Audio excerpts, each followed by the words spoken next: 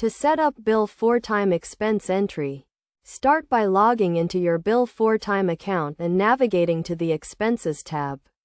From here, you can add a new expense by clicking on the New Expense button. Enter the date of the expense, the type of expense, and the amount. You can also add a description of the expense to help with tracking and categorization.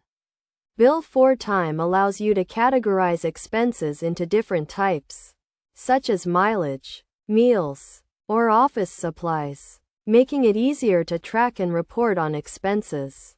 Next, you can assign the expense to a specific client or project. This is useful for tracking expenses related to a particular client or project and for billing purposes. You can also add a receipt or attachment to the expense, which can be useful for auditing and record-keeping purposes. After entering the expense details, you can save the expense and add it to your list of expenses.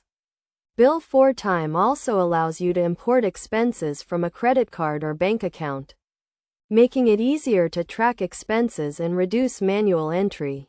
To get the most out of Bill4Time expense entry, it is essential to establish a routine for regularly entering expenses and to set up a system for categorizing and tracking expenses. This will help you to stay organized and ensure that you are accurately tracking and reporting on expenses.